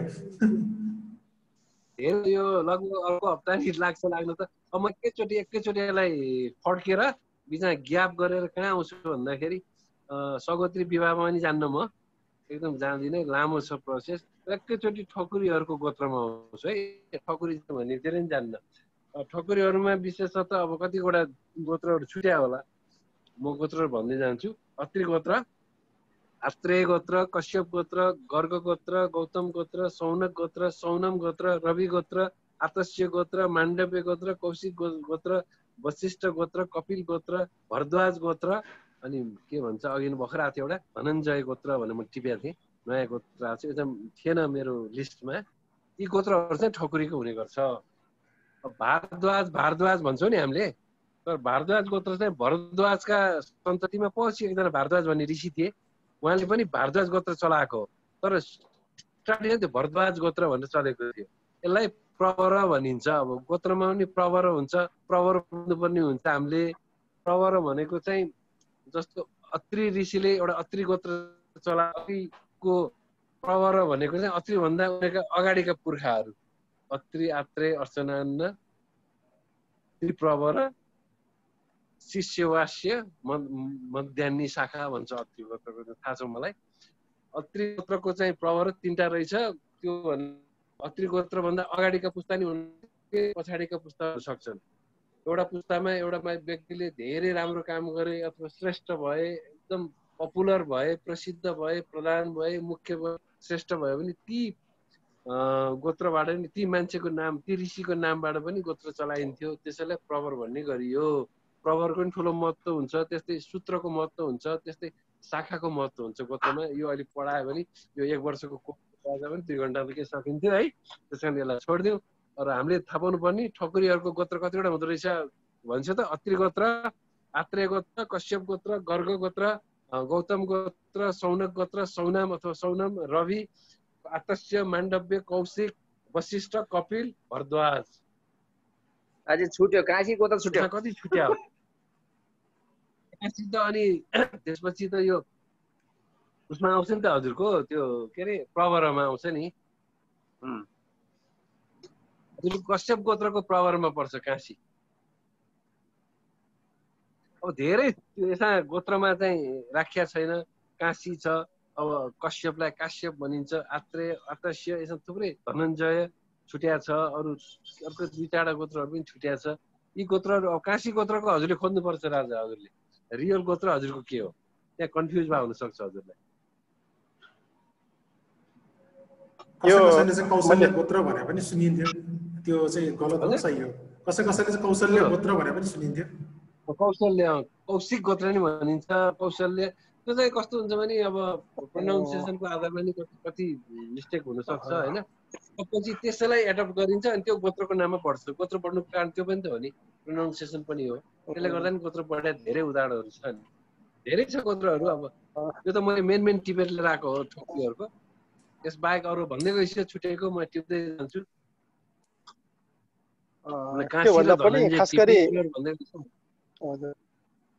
खास गरी गोत्रहरू भन्दै गर्दाखेरि हामीहरू गाउँघरमा या चाहिँ बुढा पुरानोहरूले अब अनपढ व्यक्तिहरूले केही त्यसलाई प्रोनाउन्सिएसनमा फरक पर्छ जस्तै म एउटा भारद्वाज गोत्रभित्र पर्छ हाम्रो पुर्खाहरूले नजानेर भारद्वाज भनेर नजानेर भाद्रे गोत्र र बोलिदिने यस्तो के प्रोनाउन्सिएसनले फरक पर्दाखेरि हामीले त्यसलाई पनि गएको चाहिँ सम्झेको छु या सोचेको छु देखेको छु यहाँ धेरै गोत्रहरूमा बुढा पुरानोहरूले त्यो अर्काले भनिदिएको कुरोलाई त्यसलाई केही चाहिँ फरक पर्दाले पनि हामी त्यसमा अलमलमा छौँ जस्तो लाग्छ मलाई हस् धन्यवाद त्यही त हुमराजा हजुरको भरद्वाज गोत्रलाई हामी भारद्वाज भन्छौँ नि अहिले तर रियलमा चाहिँ भरद्वाजै हो कहीँ हाम्रो बुढा पुर्खाहरूले भाद्रे गोत्र भनेर भनिदिनुहुन्छ कि म सोध्छु के हो त हाम्रो गोत्र भने हजुर यस्तै किसिमको हजुर यो पनि एउटा चाहिँ अशिक्षाको पनि हो जस्तो लाग्छ हजुर एकदम त्यसले गर्दाखेरि मान्छेहरूले बोल्ने पर्छ ठिक छ राजा अब म लास्टतिर गएँ यसलाई अत्रि गोत्रमा चाहिँ कुन कुन ठकुरी थरहरू पर्छन् भनेर पर्वते मल्लहरू पर्छन् हामी भनौँ न अब मेरो अत्रि गोत्र पर्वते मल्लहरू पर्छन् साई सल्यानका साईहरू पर्छन् अनि वंशी थर ठकुरीहरू पर्छन् अनि बम मल्लहरू पर्छन् राजकोटी ठकुरीहरू पर्छन् अनि राक्से बमहरू पर्छन् अनि राजकोटी बर्माहरू नि पर्छन् अत्रि गोत्र अनि सल्यान समाल शाहहरू समाल वंशी शाहहरू अछामका अत्रि गोत्रका हुन्छन् अनि राजकोटी शाहहरू पनि अत्रि गोत्रका हुन्छन् अनि सोवंशी अथवा सोवंशी भनेर भनिन्छ अछामतिर पाइन्छ उहाँहरू पनि चन्द्रवंशी अत्रि गोत्रका पाइन्छन् अत्रि गोत्रका छुटेको केही छ मर्जी होला हामी त खास सुन्ने मात्रै हो के त्यति धेरै चाहिँ ज्ञान भएदेखि हजुर ल ठिक छ म अब आत्रे गोत्रमा पनि ठकुरी थरहरू चाहिँ साई यो लगभग अत्रि गोत्र र आत्रे गोत्र भने चाहिँ लगभग एउटै गोत्र हो प्रवरभित्र पनि पर्छ व्यवहारिन चल्दैन आत्रे अर्चनानमा आत्रे गोत्र भने अलग पनि अहिले त आत्रे अलगै गोत्र भइसकेको छ यसमा साई मल्ल वंशी राजकोटी कश्यप गोत्रमा अहिले काशी भन्ने गोत्र आयो काश्यप पनि भनिन्छ यसलाई अब विभिन्न नामबाट भनिन्छ यसमा चाहिँ पृथ्वीनारायण शाह भन्दा पछिका नुवाकोट गोर्खाका शाहवंशीय खलकहरू नुवाकोटका शाहहरू पनि कश्यप गोत्रका परिन्छ मेदासी मल्लहरू पनि कश्यप गोत्रका पाइन्छ सेनहरू पनि कश्यप गोत्रका पाइन्छ सिंहहरू पनि कश्यप गोत्र अनि बाजुराका पालहरू अनि नुवाकोटका खाँडहरू पनि कश्यप गोत्रको पाइन्छ अब गर्ग गोत्र कत्युरी वंशका साईहरू रैका साईहरू अनि डोटीका पालहरू डोटेली पाल अनि रैका मल्लहरू रुचाल र केही शाहहरू पनि गर्ग गोत्रमा पाइन्छ गौतम गोत्र बैतडीका चनहरू र मुस्ताङ म्याग्दीतिर पाइने चन अर्को एउटा थर छ चन भन्ने ती चनहरूको गोत्र गौतम गोत्र हुन्छ अनि सौनक गोत्र श्रीनेत ठकुरीहरूको सौनक गोत्र हुन्छ कत्युरी वंशी मल्लहरूको सौनक गोत्र हुन्छ कत्युरी वंशी पालहरूको सौनक गोत्र हुन्छ अनि कोही सेनहरूको पनि सौनक गोत्र हुन्छ रवि गोत्र कल्यालहरूको रवि गोत्र हुन्छ अनि कल्याल साईहरूको पनि रवि गोत्र हुन्छ अनि केही शाहहरूको राजकोटी शाहहरूको पनि केहीको रवि गोत्र हुन्छ आतस्य गोत्र यो मल्ल र साईहरूको हुन्छ यो सायद धौलागिरी अञ्चलतिर पाइन्छ होला गण्डकी अञ्चलतिर पाइन्छ माण्डव्य गोत्र यो पनि साई मल्लको पाइन्छ कौशिक गोत्र यो बम बर्मा अछामी छत्यालहरूको चाहिँ कौशिक गोत्र हुँदो रहेछ अनि वशिष्ठ गोत्र चल्ल उच्चै चम्पो भन्ने थरहरूको चाहिँ वशिष्ठ गोत्र हुँदो रहेछ अनि ज्यू ठकुरीको चाहिँ कपिल गोत्र हुँदो रहेछ अनि भरद्वाज गोत्र मेदासीहरूको भरद्वाज हुँदो रहेछ, शाहको भरद्वाज हुँदो रहेछ, पृथ्वीनारायण शाहभन्दा पूर्वका गोर्खाका शाह वंशजहरूको भरद्वाज हुँदो रहेछ, अनि शाहीहरूको पनि भरद्वाज हुँदो रहेछ, खाँडहरू पनि भरद्वाज हुँदो रहेछ। खाँ भनेर भनिने भरद्वाज, खान, चन, मल्ल र टोटीका टोट्यालहरू भनेको छ। यो भनेको मतलब चाहिँ यो चाहिँ यो चाहिँ पत्युरी वंशी मल्ल भने होला यो, उहाँहरूको पनि भरद्वाज गोत्र हुँदो रहेछ। अब हमालहरूको हकमा धेरै गोत्रहरू पाइन्छ। हमालको हकमा उहाँ बुवाको तर्फबाट गोत्र कायम हुने भएकोले हमालको यही गोत्र भनेर यकिन चाहिँ गर्न सकिँदैन। विभिन्न गोत्रहरू पाइन्छ, धेरै चाहिँ अति गोत्र पाइन्छ। यी भए ठकुरीहरूका गोत्रहरू बारे हजुरहरूलाई सामान्य जानकारी। कस्तो लाग्यो हजुरहरूलाई आजको सेसन? आज एउटा क्वेसन मैले गर्न चाहे है परिवेश राजा। यो हाम्रो साईमा छ होइन, साईमा अत्री र आत्री गोत्र भन्ने पाइन्छ पश्चिमतिर। यो अत्री र आत्री गोत्रमा के फरक होला? यो अत्री र आत्रेय भने प्रवर, अत्री गोत्रको प्रवरमा आत्रेय हुन्छ, आत्रेय गोत्रको प्रवरमा अत्री हुन्छ।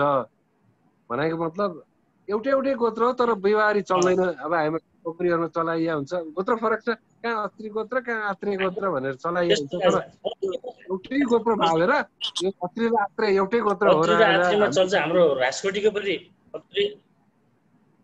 तर हुँदैन चलाउन, अहिलेसम्म जे जति भयो भयो। अब चाहिँ बुझ्नु पर्यो कि अत्री आत्रेय पनि एउटै रहेछ।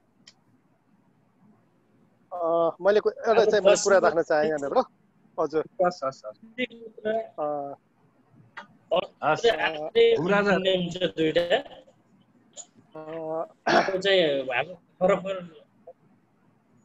मैले आज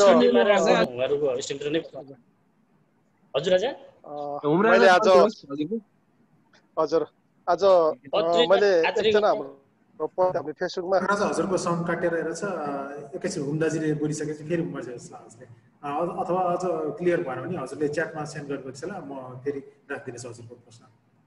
हुमराजा मर्जियोस्। हजुर मसँग एकजना पण्डितजी धर्मशास्त्रको कुरादेखि लिएर राजनीतिक कुराहरू त्यस्तै कुराहरूलाई लिएर एनर्जीको कुरा लिएर उहाँले चाहिँ लेखहरू पोस्ट गरेर हुनुहुन्छ फेसबुकमा। उहाँले आज उहाँले के पोस्ट गर्नुभएको थियो भनेदेखि हमालको बारेमा, हमाल र ब्राह्मण त्यसपछि क्षेत्रीको बारेमा उहाँले एउटा लेख लेख्नु भएको थियो। हमाल भनेको ब्राह्मणले ठकुरीको छोरी बिहा गर्यो भने उसको छोराहरू हमाल ठकुरी। त्यसमा हमाल ठकुरीको एउटा गोत्र हुँदैन, किनभने उसले बाउको गोत्र मान्छन्, जसले चाहिँ ब्राह्मण बाहुन बाउ हो हमालको पुर्खा के होइन। सुरुमा उसले भन्नुभयो ठकुरीको छोरी ब्राह्मणले चाहे जयसी होस् चाहे उपाध्य किन नहोस्, उसले लयो भने उसको छोराछोरी हमाल ठकुरी। त्यही भएर उहाँहरूको गोत्र एउटै हुँदैन, फरक फरक छ। किनभने उहाँहरूले चाहिँ ब्राह्मण बाहुनको आफ्नो बाउको गोत्र चाहिँ लिने भएको कारणले गर्दाखेरि त्यसो हुन्छ। एउटा कुरा त्यहाँ भयो। ब्राह्मणले क्षेत्रीनी बिहा गर्यो भने त्यो क्षेत्रीमा झर्छ र ब्राह्मणले त्यसपछि गएर जनजातिको बिहा गर्यो भने खत्री भन्दा तलको चाहिँ एउटा क्षेत्री त्यो क्षेत्री बन्छ ऊ। हजुर अनि त्यसपछि हजुर गर्थे।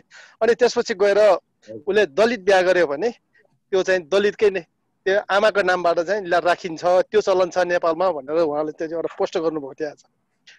यो जातीय कुरा उहाँले भनेको धेरैमा सही नै हो, सही नै कुरा उहाँले भनिसक्नु। हजुर उहाँले सधैँ लेख्नुहुन्छ उहाँले, खास गरी धार्मिक पुस्तकहरूको बारेमा लिएर। हजुर मन चाहे हमालको बारेमा उहाँले भन्नुभएको कुरा नि एकदम सही हो। एउटा उपाध्याय बाहुनले ठकुरीको कन्यालाई विधिवत रूपमा विवाह गरेको खण्डमा उहाँ दुईजनाबाट जन्मेका सखा सन्तान हमाल हुन्छन्, पत्रमा जान्छ भनेर लेखिएको छ। तर एक दुईवटा केसहरू अब अपवादमा नेपालको इतिहासमा पाइन्छ। अपवादमा एक दुईवटा केसहरूमा चाहिँ त्यो आमाको गोत्रपट्टि गएको घटनाहरू नि मैले देखेको छु। त्यस कारणले धेरै 95% हमालहरूको चाहिँ बाउको गोत्र हुन्छ, 5% हमालहरूको मात्र आमाकोपट्टि गोत्र पाइएको छ। त्यो चाहिँ रियर एकदम कम मात्रामा पाइएको छ। त्यस कारणले यो हाम्रो 5%लाई ध्यान दिनुपर्ने हुन्छ। त्यो कुरा किन भनेदेखि उहाँहरूले बाउपट्टि नगएर आमापट्टि जान इच्छुकले व्यक्तिको इच्छुकले गर्दाखेरि त्यता गएको हुनुपर्छ। त्यसको त्यो पनि होला। कसै कसैले चाहिँ चाहन्छ जसरी साउथ इन्डियनहरूले आफ्नो नाममा बाजेको र बाउको आफ्नो नाम तिनटाको जोडेर नाम राखेको हुन्छ। कसैले त्यस्तै बाउ नराखेर आमाको बाजेको आमाको आफ्नो राखेको हुन्छ। साउथ इन्डियनहरूले त्यसरी नाम जोडेको हुन्छ। रामाकृष्ण मूर्ति भनेर लेख्यो भने अब रामा भन्ने बाजेको कृष्ण भन्ने बाउको मूर्ति भन्ने आफ्नो त्यसरी जोडेको हुन्छ। जस्तै यो कोरियनहरू जस्तो बान की मुन भनेर चाहिँ पहिलाको चाहिँ एउटा संघ राष्ट्रसङ्घको अध्यक्ष के थियो होइन, जस्तै यो भन्छ चाइनिज कोरियनहरूले बाजेको बाउको आफ्नो गरेर 3 पुस्ते नाम जोडेको हुन्छ भने हामी नेपालीहरूले एउटा चाहिँ जात एउटा कैरन जोडेको ठकुरी छ भने साई मल्ल सेन खाँड एउटा कैरनहरू। जसरी खाँडकोमा हामीले पहिला पहिला खाँड भनिन्थ्यो, आजकल खाँड लेख्छौँ, तर खान र खाँड एउटै हो। पहिलाको हाम्रो जिजुबाहरूले नबुझेर खान लेखेको जस्तो लाग्छ मलाई। जस्तो शाही लेख्दाखेरि हामीले मोटो स लेख्छौँ भने पहिला सलाकन दिएर ई लेख्थ्यौँ, शाही पनि लेख्थ्यौँ। पहिला हाम्रो बुवा जिजुबाको कागज पत्र हेऱ्यौँ भने चा लेखेको देख्छौँ। यस्तै कुराहरू खान खाँड यस्तोमा पनि केही फरक भएको हो जस्तो लाग्छ मलाई। हस्, धन्यवाद। हजुर, त्यो लेखाइ मात्र हो। खाँड खान खा यिनीहरू सबै एउटै हो, एउटै नै हो भन्दा नि हुन्छ। त्यो लेखाइ र प्रोनाउन्सिएसनले मात्र फरक परे हुन राजा। हजुरले धेरै नलेज छ यसबारेमा, मलाई पहिलेदेखि थाहा थियो। धन्यवाद हजुरलाई। हजुर मर्जी होस्। जस्तो हजुर हाम्रो सिंह ठकुरी कसैलाई सिंह लेखिन्छ भने कसैको सी मात्रै लेखिन्छ। मास्टर कमा ठोप्ला दिएर सिंह मात्रै लेखिन्छ। हामीले बुढा पुर्खामा त्यस्तो किसिमको चाहिँ लेखहरू धेरै भेटिन्छ। हामीले अहिले आएर सिंह मात्रै नलेर सिंह मात्रै नलेर सिंह लेख्ने चलन छ। फेरि हाम्रो ठकुरीमा अलिकति केही सायद शिक्षाको पहुँचले पनि होला, अलिकति फरक छ अहिले। हस्, धन्यवाद। मैले कुरा राख्न पाउँछु एउटा सानो कुरा? अब हाम्रो पश्चिमतिर अब पुलस्त्य गोत्रको पनि ठकुरीहरू हुन्छ है। अब पुलस्त्य गोत्रभित्र पनि अब के हुन्छ भन्छन् है, आफूले नबुझेको कुरा केही जिज्ञासा राखेको। पुलस्त्य भन्ने पनि ऋषि होइसिन्छ के अरे हुने भन्ने कुरा चाहिँ मैले सुनेको चाहिँ थिएँ। होइन, पुलस्त्य गोत्र हुन्छ। ठकुरीहरूको गोत्र कुन छ राजा, हजुरले थाहा पाइसके त्यहाँ? अब वैशव पनि छ, पुलस्त्य मेरो आफ्नै पुलस्त्य हो भन्छन् है, अब सुनेको।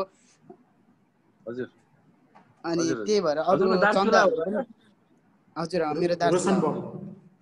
हजुर, चन्दको त पुलस्त्य हुँदैन होला राजा। चन्दको त पुलस्त्य हुँदैन। रोशन बम चन्दको त गौतम हुन्छ, अरू हुन्छ, पुलस्त्य त हुँदैन। बमको चाहिँ हो यो पनि। अब हामी भित्र पनि अब दुईटा सूर्यवंशी र चन्द्रवंशी हुने रहेछ बम भित्र पनि है। एउटै अब उपल्लो गाउँको बम ठकुरीहरूको अब गोत्र छुट्टै हुन्छ उनीहरूको, अब हाम्रो छुट्टै छ। अब अलि कन्फ्युजन के। अनि गोत्र छुट्टिनुको कारण धेरै छ। आज हामीले त्यसमा छलफल गर्न पाएनौँ होइन राजा। गोत्र किन छुट्टिन्छ, किन अलग हुन्छ, अनि एउटै थरमा अलग गोत्र किन हुन्छ, अनि एउटै गोत्रमा अलग थर किन हुन्छ, यो यस बारेमा नि हामीले जान्नुपर्ने हुन्छ। अब स्पेसली ठकुरीहरूको जुन कास्ट यो थरहरूभित्र चाहिँ अब एउटै गोत्रका धेरै कास्ट पनि हुन्छ, अनि धेरै कास्टको एउटै गोत्र पनि हुन्छ। यी बुझ्नु एकदम आवश्यक कुराहरू हो। यो अब आज भ्याइँदैन, पछिका दिनहरूमा हामी यसलाई कन्टिन्यू गर्छौँ राजा। हुन्छ हुन्छ, थ्याङ्क यू राजा है। यति भयो पनि होइन, पुर्खाहरूलाई बाजे हाम्रो हजुरबुवा होइसिन्थ्यो होइन, धेरै कुराहरू सिकाइसिन्थ्यो। यसो अब चन्द्रवंशी सूर्यवंशी ठकुरी होइन, हामी अब यहाँदेखि आएको ठकुरी, यहाँको चन्दहरू उता दिपाइलदेखि आएका हुन्। दार्चुलामा पाल, सिंह, बम, शाही, चन्द धेरै ठकुरीहरू छन् त। त्यो जो सबै ठकुरीहरूको बारेमा अलिअलि नलेज। हजुर हजुर, दार्चुलामा विशेषतः पाल र बम चन्द हो विशेषतः। अनि अरू चाहिँ अब माइग्रेट भएर सिंहहरू मल्लहरू कोही गावे थोरै होला। त्यहाँको आदिवासी भनेको बम पाल र चन्द, भैतडीमा त चन्दै हो। हजुरहरूले त्यहाँ हजुरहरूतिर एकदिन धेरै केही दस्तावेजहरू केही प्रमाणहरू केही छ भने हजुरले राखिबक्सेला होइन हामीहरूले पछि ठकुरीको बारेमा किताबहरू निकाल्नु पर्यो भने हामीलाई काम लाग्छ ती चिजहरूले हजुरहरूले सङ्कलन गरिबक्सेला है राजा हुन्छ त्यो त अब हामीले आफ्नो कल्चरलाई जोगाउनु हाम्रो काँधमा हाम्रो जिम्मेवारी हो होइन हाम्रो पुर्खा कस्ता थिए र हामी कस्ता छौँ होइन हाम्रो पिँढीलाई कस्तो शिक्षा दिनु छ त्यो त हाम्रो काँधमा जिम्मेवारी भइहाल्यो होइन त्यो अवश्य नै गरिहाल्छौँ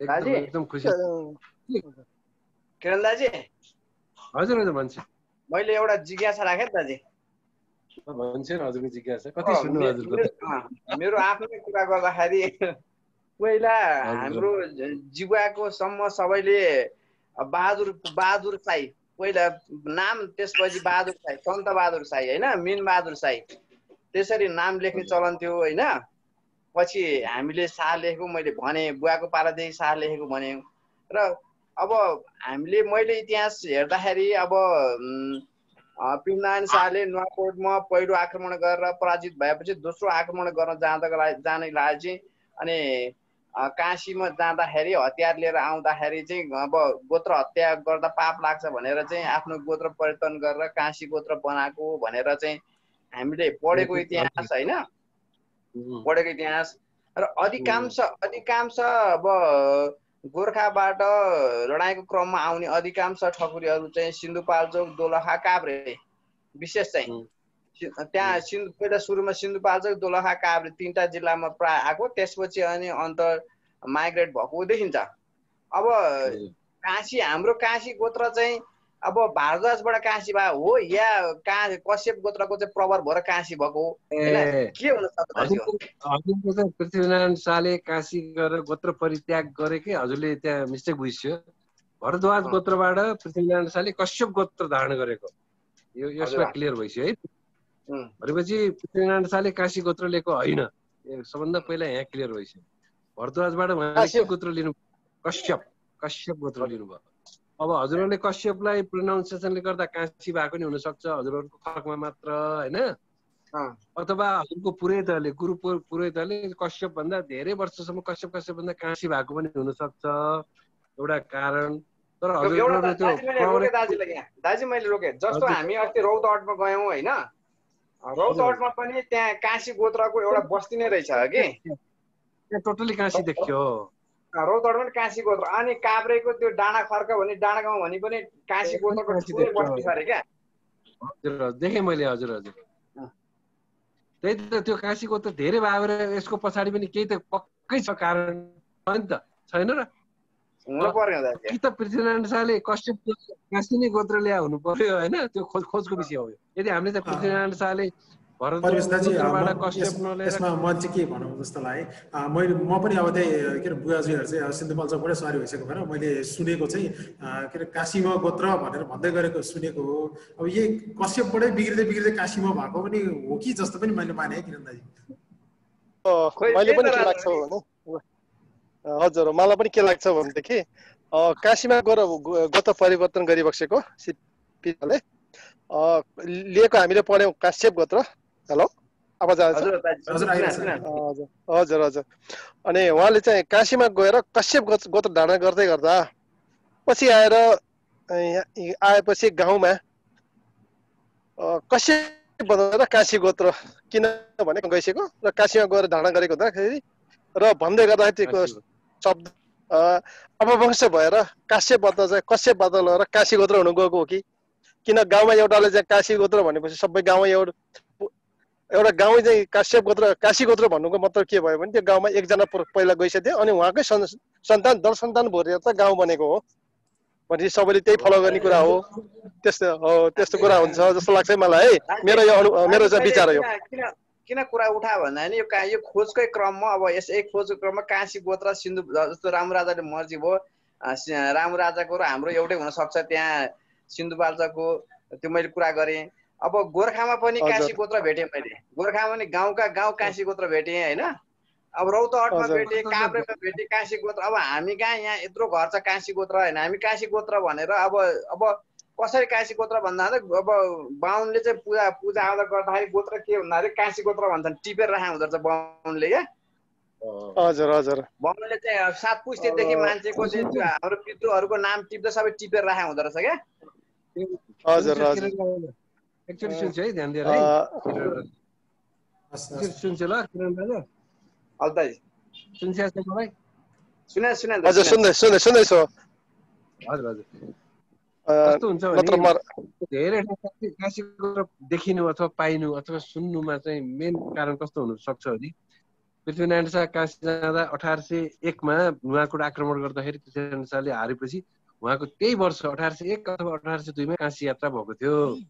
काशी यात्रा हुँदाखेरि नेपालमा अब रसद पानी सहित त्यो लामो यात्रा गर्दा 60-65 जनाको ठुलो जम्बो टोली काशी गएको थियो। पृथ्वीनारायण शाहको मेन उद्देश्य भनेको त्यहाँ गएर हात हतियार खरिद गर्नु र त्यो हात हतियार चलाउन जान्ने एउटा तालिम दिन सक्ने मान्छेलाई गोर्खा ल्याउनु, त्यो उद्देश्यले काशी गएको। अनि काशीमा जाँदा यहाँ पुरेतको टोली नि गएको थियो, ज्योतिषको टोली नि गएको थियो, सबै गएको थिए। अनि त्यहाँ जाने बेला पृथ्वीनारायण शाहको गुरुले चाहिँ त्यो सल्लाह दिएका हुन् कि अब हजुरको लडाइँ भने हजुरकै वंश सर्छ, हजुरकै कुलसँग लडाइँ गर्नुपर्ने हुन्छ, हजुरले हत्या गर्नु पर्यो भने कुल हत्याको पाप लाग्छ हजुरलाई, त्यस कारणले हजुरको कुल चेन्ज गर्नुपर्छ, गोत्र परिवर्तन गर्नुपर्छ भनेर सल्लाह दिए भएर उहाँले भरद्वाज गोत्रबाट कश्यप गोत्र धारण गरेको भनेर यो सर्वविदितै छ, त्यसमा विवादै छैन होइन। अब त्यही कश्यप गोत्र नपाएर हाम्रा पुर्खाले चाहिँ काशीमा गएर अस्ति नै गोत्र परिवर्तन गरेर छ, के गर्छ गरे अब काशीमा गएर काशी भनिदिउँ भनेर काशी भएको नि एकदम प्रबल सम्भावना छ। अर्को कुरा मैले राखेँ। हजुर किनकि गोत्र नयाँ गोत्र अहिले मैले भनेको थिएँ 4-5वटा कारणहरू। गोत्र बन्ने कारणमा यो एउटा पनि हुन्छ, किनकि जातको आधारमा नि गोत्र बनिएको छ। थर छ मेरो एउटा अब नयाँ एउटा नसुनेको कसैले नसुनेको थर छ भने मेरो गोत्रै छैन भनेपछि मैले त्यही थरलाई गोत्र बनाइदिएँ भने भोलि मेरो 8-10 पुस्तामा त त्यही कायम भइहाल्छ, एउटा ट्रेन भयो। यो काशी गोत्र पनि त्यही हुन सक्छ यदि पृथ्वीनारायण शाहले कश्यप गोत्र नलिएर काशी नै गोत्र धारण गरेर रहेछ, त्यो प्रुफ भेट्टायौँ भने त हामीले ठुलो उपलब्धि गरे मान्छौँ।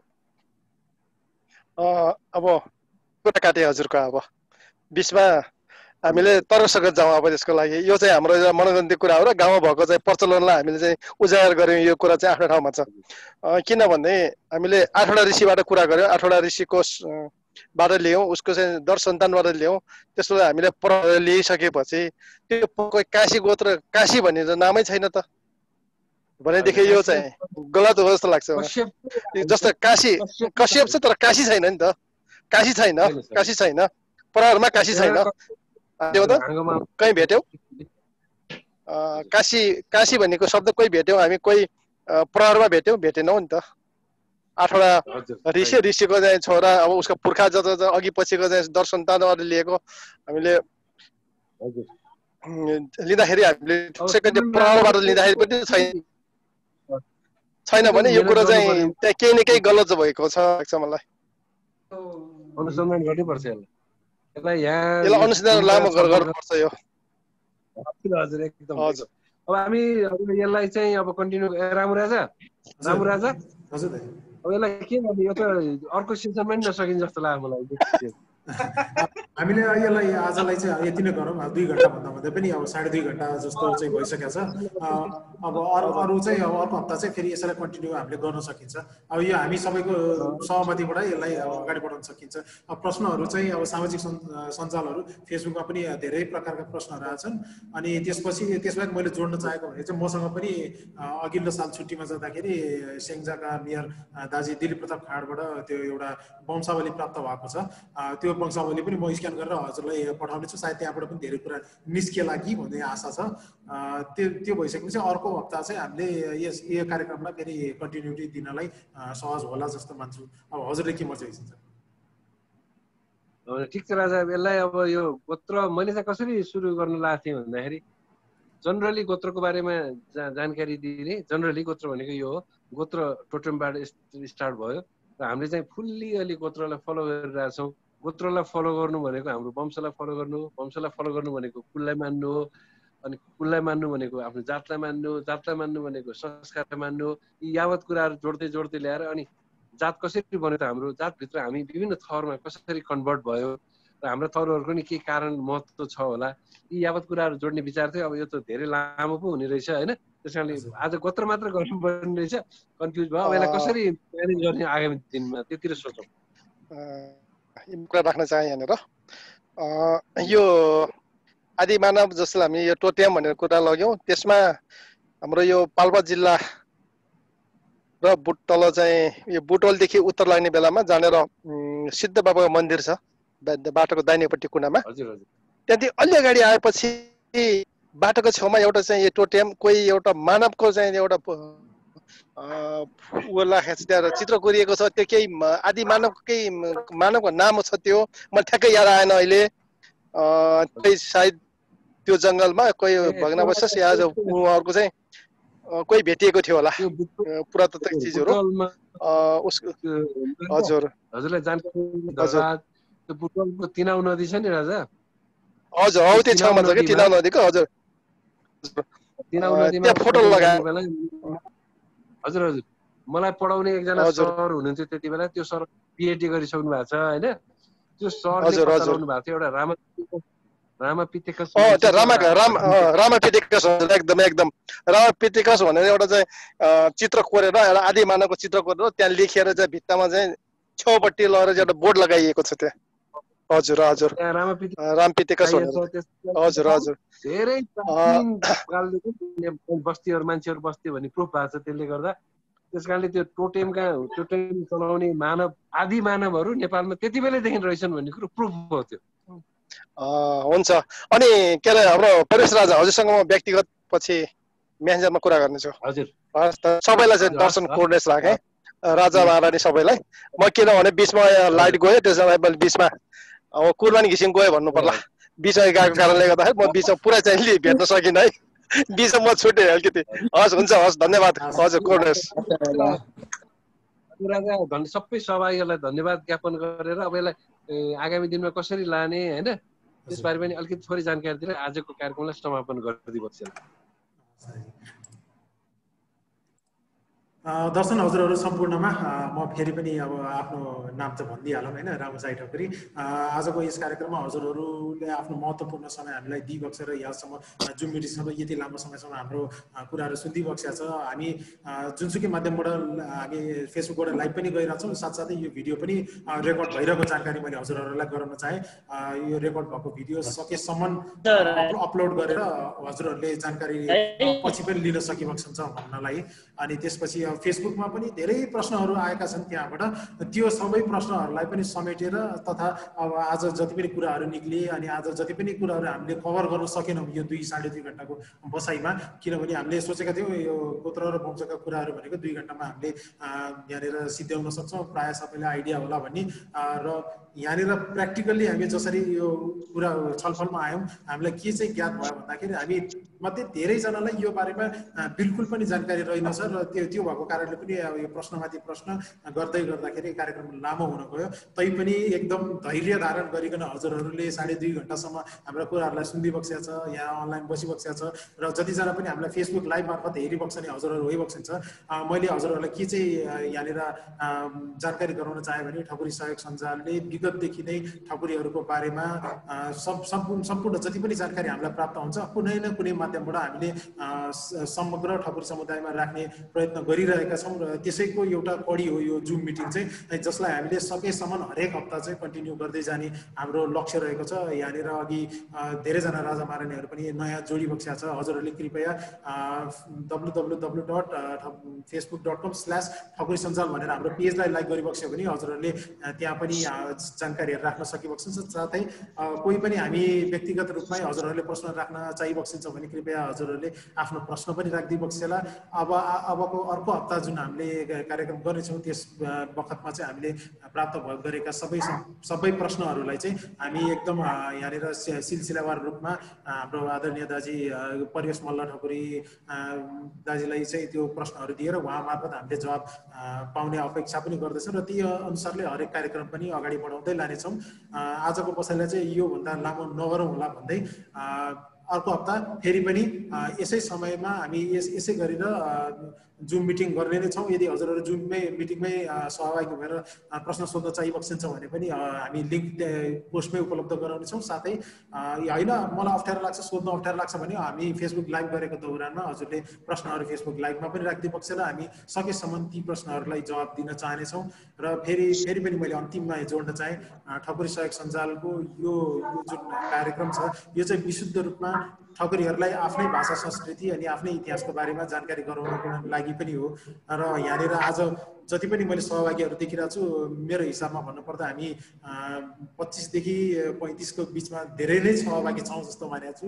र यो पनि एक हिसाबले चाहिँ अलिक महत्त्वपूर्ण जानकारी पनि हो हाम्रो लागि र महत्त्वपूर्ण नतिजा पनि हो। र आशा गर्छु फेसबुक लाइभमा जति पनि हामीलाई हेरिबक्सिया छ उहाँहरूलाई यदि आफ्नो गोत्रको बारेमा थाहा छैन, वंशको बारेमा थाहा छैन र आज पहिलोचोटि यो बारेमा सुन्दै होइबक्सिन्छ भने कृपया आफ्नो घरमा आफूभन्दा जो अग्रज व्यक्ति होइबक्सिन्छ उहाँका गएर हजुरहरूले सोधिबक्स्यो, हजुरले खोजिबक्स्यो र आफ्नो गोत्र वंशको बारेमा थाहा पाइबक्स्यो भने मात्र हामी के थियौँ, कहाँ थियौँ, कस्तो थियौँ र कसरी आयौँ र ठकुरी हुनुमा हामीले गर्व गर्नुपर्ने कारण के, अरू ब्राह्मण, क्षेत्री, वैश्य, शूद्र जुन जति पनि छन् त्यो हुँदाहुँदै पनि हामीले ठकुरी भनेको चाहिँ क्षेत्रीयमा पर्छ तर ठकुरी छुट्टै जात हो भनेर जुन अरूलाई भने बुझाइराख्नुपर्ने जुन यो अवस्था छ त्यो चाहिँ पक्कै पनि परिवर्तन होला भन्ने मैले आशा गरिरहेको छु। र त्यो सँगसँगै आगामी हप्तामा पनि यसै समयमा फेरि भेट्नेछौँ र अरू सबै विविध प्रश्नहरू, अरू सबै जानकारीहरू एवं रीतिले हामी यहाँनिर राख्दै जानेछौँ भन्न चाहेँ मैले। अब यस विषयमा यो कार्यक्रम चाहिँ अब आजको लागि यति नै भनेर समापन गरिदिनको लागि चाहिँ आजकै स्रोत व्यक्ति हाम्रा ठकुरी सहयोग सञ्जाल केन्द्रका केन्द्रीय सल्लाहकार पनि हुनुभएको छ आदरणीय दाजु परिवेश मल्ल ठकुरी दाजुलाई चाहिँ मैले कार्यक्रम समापन पनि गरिदिएको छ आग्रह गरेँ। परिवेश दाजु। हस् राजा, धन्यवाद हजुरलाई। आज धैर्यपूर्वक यो लामो समय 2.5 घण्टा मलाई सुनिबक्सेर के बुझ्ने हजुरमा जुन उत्साह देखेर मलाई एकदम खुसी लागेको छ। यो उत्साह चाहिँ सधैँ कायम भइरहोस्। यो यस्तो र जुन मार्फत जुन हजुरहरूसँग भेट्ने जुन सौभाग्य एउटा जुटाइदियो सञ्जालले, त्यसको लागि सञ्जाल टिमलाई पनि म हार्दिक धन्यवाद दिन चाहन्छु। र आज धेरै कुराहरू हजुरहरूलाई बताउने मेरो इच्छा थियो, धेरै कुराहरू बुझाउने इच्छा थियो। समय अभाव र हामी सुरुवातै अलिक ढिला गऱ्यौँ, त्यसले गर्दा पनि हाम्रो आधा घन्टा समय त्यतिकै खेर गयो। र आगामी दिनमा हजुरहरूको जिज्ञासा, हजुरहरूलाई लागेका कौतूहलता, हजुरहरूमा लागेको खुदुलीहरू मेटाउने मेरो प्रयास जारी नै रहनेछ। र आगामी दिनमा हजुरहरूसँग फेरि यसै गरी भेटघाट हुने नै छ भन्ने आशा गर्दै र बाचा गर्दै हजुरहरूसँग छुट्टिन चाहन्छु। आजलाई सम्पूर्ण हजुरहरूको जय होस्, हजुरहरूको आगामी दिनहरू सम्पूर्ण शुभ हुन् भन्ने कामना सहित हजुरहरूसँग बिदा माग्छु। दर्शन पूर्ण हजुरहरूलाई मेरो तर्फबाट पनि नमस्ते। सबैजनालाई सल्लाह सुझावको लागि धेरै धेरै धन्यवाद। भेटघाट गर्न पाइयो, विदेशबाटै भए पनि स्वदेश दाजुभाइ आफ्ना ठकुरी सञ्जालमा भेट्न पाउँदा धेरै खुसी लाग्यो है। धन्यवाद हजुरहरूलाई पनि, जय होस्।